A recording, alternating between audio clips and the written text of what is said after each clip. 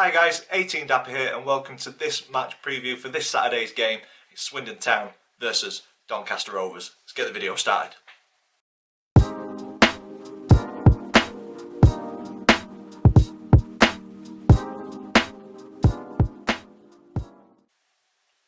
Hi guys, welcome to the channel and welcome to this match preview, Swindon Town versus Doncaster Rovers. If you're an existing subscriber, welcome back. Thank you for returning. Feels like it's been a while since I've recorded. If this is the video that's brought you to the channel, welcome. Please click that subscribe button and the notification bell and all that so you don't miss a beat.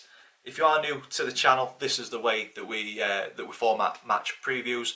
We'll look at the previous meetings between the two clubs, look at current form in all competitions, player focus for Doncaster Rovers, so I choose a member of the Doncaster Rovers squad and do a little feature on them. And then we'll look at the opponent, a brief history, and the one to watch in my opinion for, in this case, Swindon Town. And finally, me and the family have a predictions league, so there'll be an update on that table at the very end. And then finally, finishing off with my score prediction for the game. So moving on to previous meetings. Donny and Swindon have faced off a total of 25 times in our history. Rovers coming out on top 10 times. Swindon winning 5 occasions and sharing the spoils 10 times as well. So Donny edging it somewhat between the two teams. Hopefully we can continue that on Saturday. But looking back at the last 5 meetings between the two clubs, it's as even as you're going to get. So back in 2014, away from home, it was a 1-0 win for the Rovers. And then in 2015, so the return fixture in that season, it was 2-1 home defeat. So Swindon coming out on top there. And then in 2015-16 season, it was a draw and a defeat, a home draw 2-2 and then away 2-0. And then earlier on this season, not too long ago really, mid-December, we just shaded it 2-1 at home. Decent result there. So hopefully we can replicate that. But as you can see, 2 wins, 2 defeats and a draw over the last 5 meetings between the two clubs. So very even. The history doesn't show the full story for the recent history. So hopefully we can continue on that winning run from the last game and continue that on Saturday and hopefully do the double over Swindon. Current form does lean towards us potentially doing the double over Swindon. Our last 5 games, 4 wins and a defeat. Swindon, on the other hand, 3 defeats, 1 draw and 1 win. Swindon find themselves in the bottom 4 with the second worst defensive record behind Burton, conceding 43 goals this season so far. Results through December is what have seen them drag towards the bottom end of the table, with 5 defeats and 1 draw out of the 6 games over the festive period. But they've started 2021 much more positively with a 3-2 away win against Ipswich, which is no mean feat because they're currently just outside of the playoffs. So it shows that Swindon are no mugs and they shouldn't be taken lightly. So they'll take positives from that result and take it into Saturday, but hopefully we've got enough in us to, as I say, do the double. We will see. The last time we saw league action though was some time ago. It was the missed opportunity at home to Shrewsbury Town, where we missed the opportunity to go top of the table, and that was on the 22nd of December, so almost a month ago. COVID reared its ugly head, as it has done with so many lives over the last year, impacted pretty much everything in the world as we know it. But in terms of football, it put a stop to our festive campaign, and we had the 2 weeks break, but we're still sitting 4th, which is positive, very positive. It means that we can push on throughout the second half of the season and hopefully cement our place in the playoffs or potentially push for top 2. We will see. January is a very big month for the Rovers, and with having that break, it's going to put so much congestion in the fixture list. It will be unreal. We need more additions in January to help the squad out and kind of just ease the pressure on the current squad of what that congested fixture list is going to look like. We're also through in the FA Cup. A very good win, 1-0 against Blackburn Rovers. That was the first game since our COVID break. 1-0 away win, and again, very good result there for me. A good championship outfit.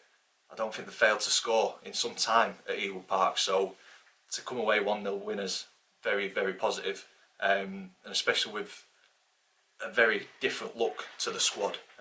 When it got announced, I was very unsure about the decision to put Halliday and James in the CDM roles, but another strike of genius by Darren Moore gets us the result, and it's got us a couple of decent draws. One definite, West Ham away in the 4th round, and then the potential big one, Liverpool or Man United away in the 5th round. But West Ham is a sizable hurdle to get over, especially at their place. So, going to look forward to watching that game. It's going to be nice to see how we put ourselves out against a Premier League team. For me, they didn't look too anything special against Stockport, but I think the conditions played a massive role in that. I think on a Premier League pitch, big stadium, facilities, it's leaning towards them. We are definitely the underdogs, but as Donny fans, we know being an underdog is not always the best thing for the opposition when Donny are that underdog. So hopefully we can play on that and get a decent result. But as long as we don't get embarrassed, 2-0 defeat, I'd take West Ham, very good Premier League team. If you want to see a preview on that, let me know in the comments down below. I don't normally do cup games, but it's quite a big one, so if you guys want to see it, I'm happy doing that. Moving on to player focus, so this one will more than likely be the last time I focus on this player in a Doncaster Rovers shirt. It is Ben Whiteman. The saga has gone on for 18 months, and I think we've done well to keep hold of him for as long as we have. But reports, as we stand now, are saying that he's going to Preston. It's not been announced yet, but I think it will be tomorrow, possibly the day after. But yeah, it's a big loss in my opinion. But I trust the board to have received what they value him at. I don't think they'd have accepted an offer that was undervaluing him.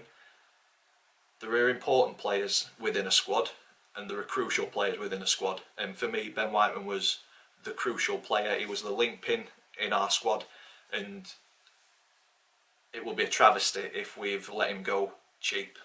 I don't think we'll ever get to know what the true valuation that we get for him. But yeah, disappointing to see him go. But I think he is definitely a championship player and deserves that opportunity.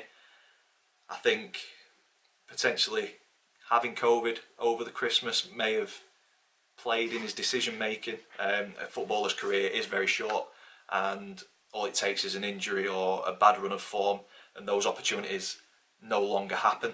So I can't really blame him for taking the opportunity. Preston, championship team, they've been there for some time. It's very close to his home, so it all makes sense for Ben, and I wish him all the best. He's been a fantastic player for us.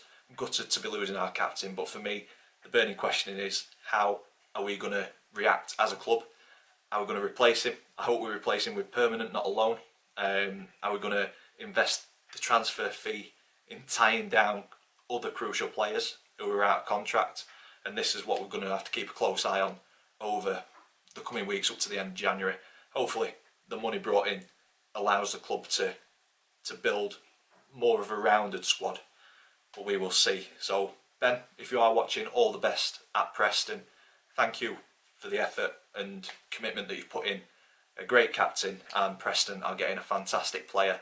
Gutted to see him go, but it is what it is. That is football. We move on, and hopefully we build, as I say, a more rounded squad and push on for promotion.